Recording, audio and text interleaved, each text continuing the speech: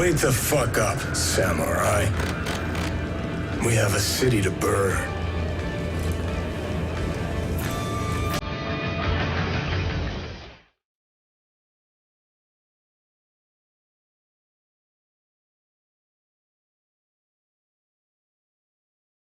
Cyberpunk 2077 is one of the most anticipated and exciting games of 2020. With its incredible action-adventure story and famous celebrities, does it live up to the hype fans have been waiting for? Let's find out.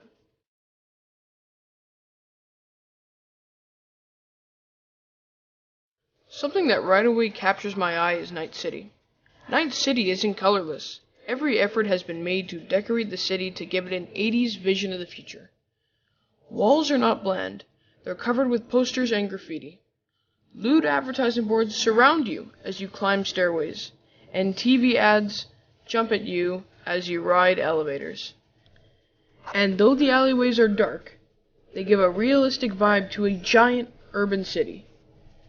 You don't feel empty when you're walking through the streets of Night City either. You're usually walking by groups of people, hearing natural city sounds, or listening to radio stations while driving. It tastes like an adventurous city, a big urban city with detail. It feels alive.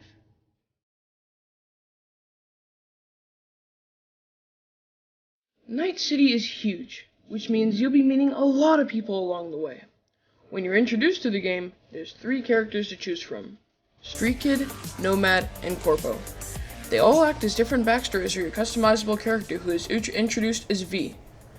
For those of you who don't know who V is the player-controlled protagonist of the video game. V's gender, appearance, skills, and history are all customizable and have an impact on the story. Now let's talk about the characters. Street Kid is your cliche, brought-up-from-nothing hoodlum. He's a badass, has caused a load of trouble in his past, and only knows the city life. It created and molded the person he or she is today. We then have Nomad. This character is an outcast of the city who lives in the desert. Think Mad Max meets Cyberpunk 2077, and that's your guy. He's a drifter on the way to the city for a family reason. Lastly, we have Corpo.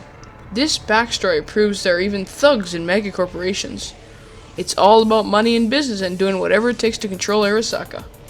Stock markets, hacking, drugs, and backstabbing, all in a day's work.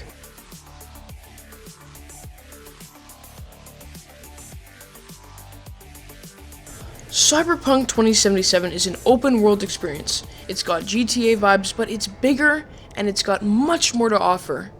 There is more to explore, more problems to deal with. It's adventurous. Now, of course, I can't just end it off here. Let's talk about the in-game features. For example, the mobile phone is a super useful feature. You know that annoying feeling where you have to go all the way back to talk to someone because you missed them earlier on? The mobile phone fixes a lot of that. You don't always need to visit people in person because you can video call them instead. Press the D-pad to answer, or, and this is super cool, send them a quick text. Video calls have dialogue options like face-to-face conversations, and you can use the phone to send data and files to complete quests. It's incredibly useful. Then, of course, we have cars, which you're given early on. You don't have to spend countless time walking around trying to find it because you can call it to you, like Roach in The Witcher 3. Press the D-pad and the car appears out of nowhere. Driving, however, can feel quite boring.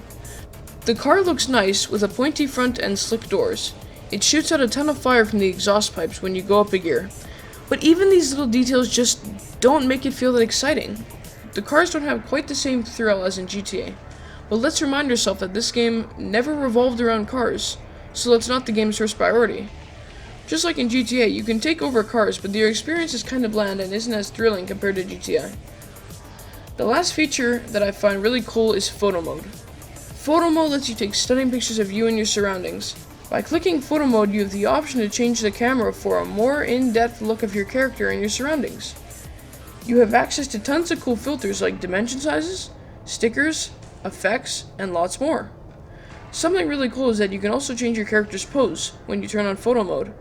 So if you're not satisfied with how your character looks in that current shot, you have lots of poses to choose from that will help you make your finishing photo satisfying.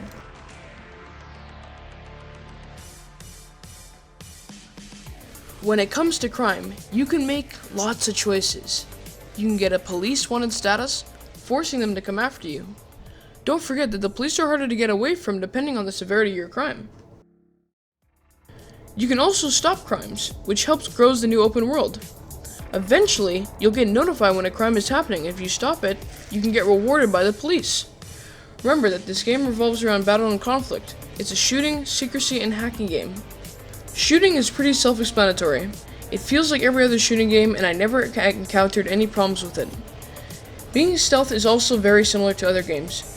You can crouch to be quiet, you can hide bodies in places so they can't be seen, and you can use hurt people as objects. The combat in stealth is very familiar to other shooting games, and was quite easy to get used to. Melee is pretty cool if you're looking to bring out the fists. You can strike, which is right trigger, block, which is left trigger, and dodge with B. You can also quick strike or charge one up to create more damage. Dodging is fine, but it can be a little bit awkward in some situations. You have to hit the dodge button twice very quickly because it's also the crouch button. Unfortunately, sometimes it messes up the two and I end up messing up. It would be nice if they changed this to two different buttons or triggers so that people never encounter this problem. The last main thing is quick hacking. Quick hacking gives you the option to hack TVs, cameras, remote deactivation, and much more. To quick hack, you scan an area to reveal objects, then use quick hack on them. Remember that the more things uploaded to your cyber deck, the more things you can do while quick hacking.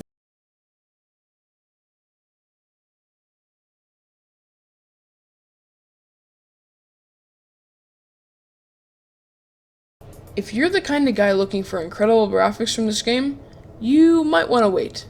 While the graphics are still quite nice and very detailed, Cyberpunk 2077 isn't next-gen. They've been working on this game for over 7 years, so they didn't originally put next-gen graphics into thought. However, if you're a patient guy, then there is good news.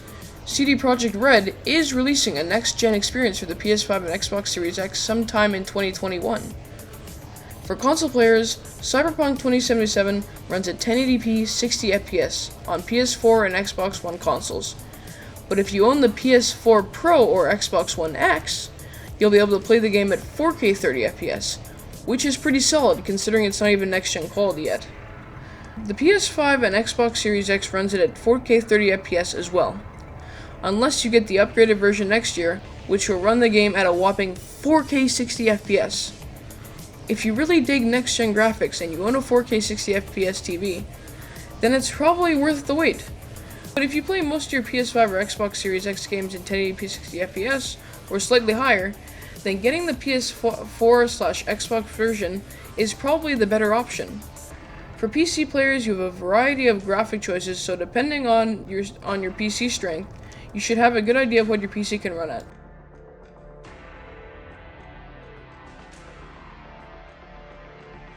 Cyberpunk 2077 keeps their promise and delivers a stunning and adventurous game to the table.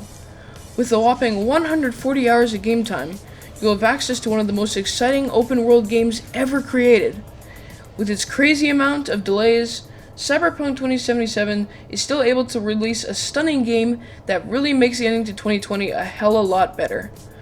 Cyberpunk 2077 releases on PC, PS4, and Xbox One consoles. For more reviews, gaming content, podcasts, and live streams, make sure to subscribe to this channel, and don't forget to leave a like on this video and comment what your thoughts are on this game down below. Thank you so much for watching. This is Marcus Network, signing off.